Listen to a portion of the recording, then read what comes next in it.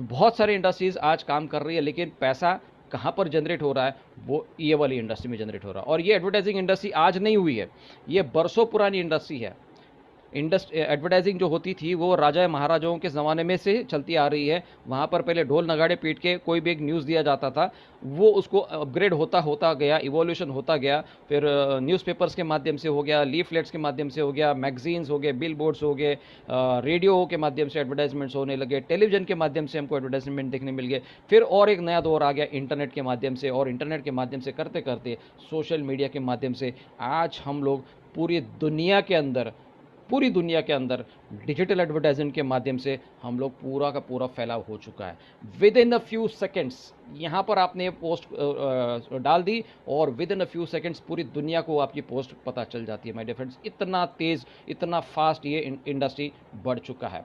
और इसमें पैसा कौन कमाता है? जो एडवर्टाइजिंग करते हैं, एडवर्टाइजिंग एक्सेप्ट करते हैं, जिनके माध्यम से लोग एडवर्टाइजमेंट करते हैं। वो सबसे बड़ा एग्जाम्पल हम देना चाहूँगा, गूगल इकोनॉमी। गूगल जो है, it's a huge and large advertising platform जहाँ पर सभी लोग आके एडवर्टाइजमेंट करते हैं। और गूगल कितना पैसा कमाता है? 100 million US dollars per day. ये तो पुराना आंकड़ा है, मैं अभी का आपको आंकड़ा दिखा देता हूँ। ये आज का फ्रेश आंकड़ा मैं आपको बताऊंगा। It is making over 121 million dollars per day. इसका आप उसको कन्वर्जन जो है गूगल में आप चेक करके देख सकते हो कितना बड़ा अमाउंट होता है, कि अकेला एक कंपनी इतने पैसे कमा सकता है एक दिन के अंदर। महीने में कितने होते हैं, साल में कितने होते हैं, आप आंकड़ा लगा सकते हैं। ओके, उसके पीछे पीछे नंबर आ जाता है फेसबुक का, अलीबाबा का, और जितने भी इस इंडस्ट्री से रिलेटेड कंपनीज हैं, हर कोई यहाँ पर बहुत बड़ा पैसा कमाता है। एक टीवी चैनल को खोलने के लिए लगभग 3 से 5 करोड़ का खर्चा आ जाता है, लेकिन एक साल भर में वो कम से कम 400 से 500 करोड़ रुपया कमा लेते हैं एक साल के अंदर। अगर उसकी पॉपुलैरिटी उतनी हो जाती है तो 400-500 रुपया, 400-500 करोड़ भी नहीं, वो 2-3 हज़ार करोड़ के ऊपर भी कमा लेते हैं माय डियर फ्रेंड्स। तो ये जो टीवी चैनल से पूरी दुनिया के अंदर है पूरी दुनिया के कंट्रीज जो है वो टीवी चैनल्स को रन करते हैं, और उनके माध्यम से, न्यूज़ के माध्यम से, सीरियल्स के माध्यम से बोलिए, और उनके बीच में जो एडवर्टाइजमेंट्स वो चलती कहाँ से, उनको जो इनकम होती है वो कहाँ से, रेवेन्यू कहाँ से जनरेट होता है? Through the advertisements. और ये एडवर्टाइजमेंट्स के माध्यम से ये टीवी चैनल्स चलते हैं माय डियर फ्रेंड्स। तो इंडिया के अंदर हम लोग सर्वे किए तो इंडिया में 850 से भी ज़्यादा टीवी चैनल्स ऑलरेडी चल रहे हैं। और जैसे मैंने बताया कि 3 करोड़ से इसकी लागत होती है, 3 से 5 करोड़ रुपया, और ये कमा लेते हैं at the end of the year around 400 to 500 crore rupees minimum से मिनिमम की बात करता हूँ मैं माय डियर फ्रेंड्स। ओके, और ये रेवेन्यू ऑफ 2014 से लेकर 2020 तक का एक सोर्स का रेवेन्यू बता रहा हूँ कि India TV industry has earned about 778 billion rupees. इतना पैसा 2020 के एंड तक इन्होंने कमाया। मतलब पिछले साल, केवल पिछले साल 500 बिलियन रुपीस पिछले साल में इन्होंने कमाया। मतलब आप सोच सकते हैं, पिछले साल लॉकडाउन होने के बावजूद भी 500 बिलियन रुपीस का इन्होंने इनकम कर दिया है टेलीविज़न इंडस्ट्री के माध्यम से। तो हम लोग उस इंडस्ट्री से बिलोंग करते हैं, हम लोग उस कैटेगरी से बिलोंग करते हैं। कितना खर्चा होता है एडवर्टाइजमेंट्स के अंदर, ये आप देख सकते हैं। 2019 का रिकॉर्ड अगर आपने देखा तो वहाँ पर लगभग 650 बिलियन यूएस डॉलर्स का एक्सपेंडिचर होता है। ये वर्ल्ड वाइड की बात कर रहा हूँ मैं। और आने वाले कुछ सालों के अंदर 2023-2024 का अगर हम आंकड़े देखेंगे तो it is more than 865 billion US dollars इसका खर्चा होने वाला है माय डियर फ्रेंड्स इस इंडस्ट्री के अंदर। So you are in the एक महासागर के अंदर है, पैसों का महासागर है, जिसके अंदर आप यहाँ पर काम कर रहे हैं। तो ये जो टॉप एडवर्टाइजिंग कैटेगरीज है, कौन कौन एडवर्टाइजमेंट्स करता है?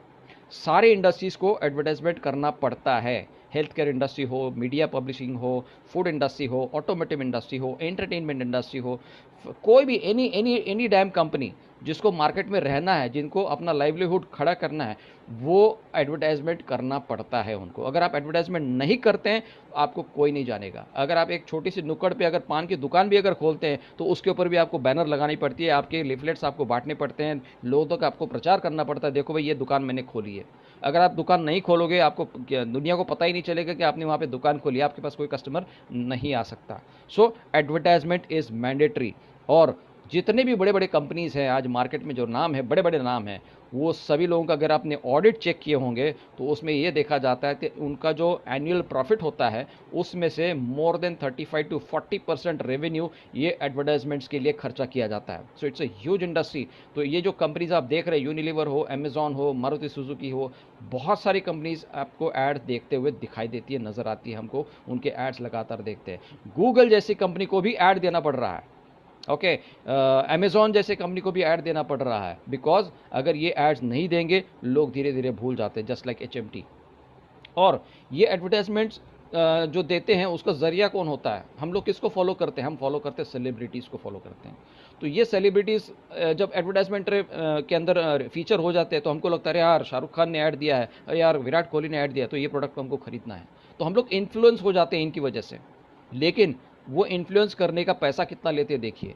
विराट कोहली, उनका एनुअल सैलरी क्रिकेट खेलने का वो सिर्फ 7 करोड़ रुपया है, लेकिन एक साल के अंदर विराट कोहली ने 1685 करोड़ रुपया कमाया है थ्रू एडवर्टाइजमेंट्स। अक्षय कुमार 742 करोड़, दीपिका पादुकोण 664 करोड़, रणवीर सिंह, दोनों हस्बैंड वाइफ मिला के कितना पैसा कमा लिया देखो। बहुत बड़ा, मतलब more than 1500 crore rupees, more than 1300 crore rupees in लोगों ने दोनों ने मिलकर कमाए कि घर के अंदर पैसा गया। सो एवरी सेलिब्रिटी पैसा कमा रहा है सिर्फ फीचर होने का। अभी तो हमने वो उसको ब्रॉडकास्ट भी नहीं किया। अब ब्रॉडकास्टिंग का खर्चा मैं बताता हूँ आपको। ये गवर्नमेंट ऑफ इंडिया की वेबसाइट है जहाँ पर आप देख सकते हैं कि अलग अलग चैनल्स के अलग अलग TRP रेट्स होते हैं और अकॉर्डिंग टू द स्लॉट्स उनके एडवर्टाइजमेंट्स के रेट्स होते हैं। सुबह 7 से 9 बजे का अगर टाइम देखते हैं, जब कोई टीवी नहीं देखता उस समय 7 से 9 बजे तक, तो रेट जो होता है वो बहुत कम होता है। लेकिन सुबह 9 बजे से लेकर 12 बजे तक और 12 से 7, 7 से 8 और 8 से 11 बजे ये प्राइम टाइम गिना जाता है। तो यहाँ से उनकी जो एडवर्टाइजिंग रेट्स है वो लगभग 7,500 से ऊपर अप टू 55,000 रुपीज़ तक चले जाते हैं। ये पॉपुलर चैनल की मैं बात कर रहा हूँ, मतलब 10 सेकंड का ऐड रन करने के लिए आप 7,500 से लेके आपको 60,000 रुपये तक का खर्चा करना पड़ता है। सो स्पोर्ट्स के चैनल का आप देखें, बहुत ज़्यादा रेवेन्यू जनरेट होता है स्पोर्ट्स चैनल के थ्रू, बिकॉज लोगों को स्पोर्ट्स के अंदर इंटरेस्ट होता है। स्टार स्पोर्ट्स जैसे चैनल को IPL का 50% कवरेज करने के लिए 50% ही उन्होंने कवरेज किया हुआ है, लेकिन फिर भी उन्होंने रेवेन्यू कितना जनरेट किया? 3,600 to 3,800 करोड़ रुपीज़ केवल उन्होंने ऐड के माध्यम से कमाया है, my dear friends. So it's a huge revenue. तो ये पैसा आता कहाँ से? अब इसको अब तो थोड़ा सा हम डिटेल में अगर हम बात करते हैं, एक एग्जांपल आप ले सकते हो। अभी आप घर पे हो, लॉकडाउन में है, तो एक एक्सपेरिमेंट क्यों ना करके देखें कि वाकई में ऐसा हो सकता है क्या। एग्जांपल आप फॉलो कीजिए, एक स्टार प्लस चैनल को फॉलो कीजिए और उसमें एक पर्टिकुलर ऐड को फॉलो कीजिए। फॉर एग्जांपल अमेजॉन की ऐड चलती है अपनी दुकान के नाम से, वो ऐड कितने बार टेलीकास्ट होती है उसको काउंट कीजिएगा। अब थोड़ा सा ऑड लगेगा ये इसको नंबर काउंट करते करते, ठीक है, बट हमको अगर देखना है सही में, इसको वेरीफाई करना है कि वाकई में इतना खर्चा होता होगा क्या, तो आप इसको करके देखिएगा।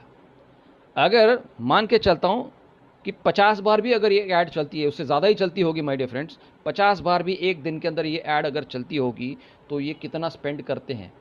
तो 7,500 मिनिमम मैंने बताया और 60,000 मैक्सिमम मैंने बताया, तो फिर भी हम कैलकुलेट करेंगे मिनिमम अमाउंट से 10,000 रुपीज़ ऑन एन एवरेज। अगर दिन में 50 ऐड चलती है तो दिन का 5 लाख रुपया खर्चा हो गया है केवल वो 50 एड्स को टेलीकास्ट करने का। एक चैनल की बात कर रहा हूँ।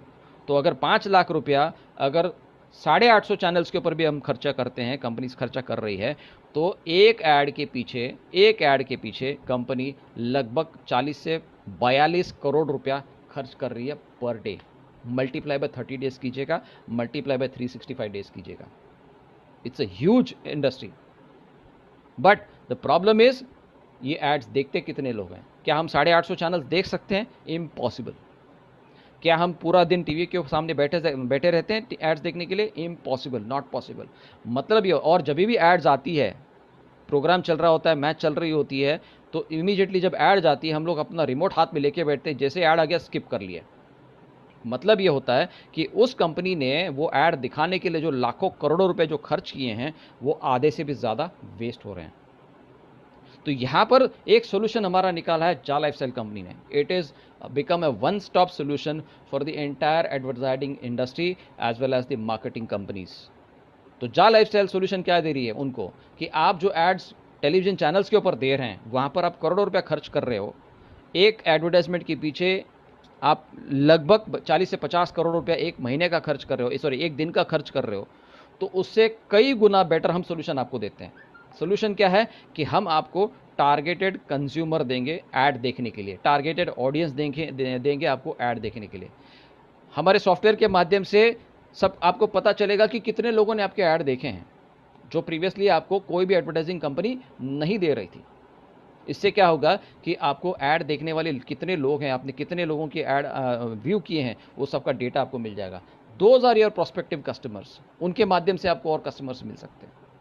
तो ये it is like we are a channel now, और हम लोग सब्सक्राइबर्स हैं, हम लोग कंज्यूमर जो है वो सब्सक्राइबर्स हैं, और हम लोग जा लाइफस्टाइल से कनेक्टेड है, और जा लाइफस्टाइल जो है वो एडवर्टाइजिंग पार्टनर्स के साथ में टाई अप करके उनके थ्रू एड्स हमारे तक पहुंचेंगे, और जो पैसा वहां पर करोड़ों में खर्च हो रहा था और वेस्ट हो रहा था, उससे कई गुना कम पैसों के अंदर वो पैसा हमारे व्यूअर को मिल जाता है जो ऐड देखने का काम करता है। So this is as simple as that.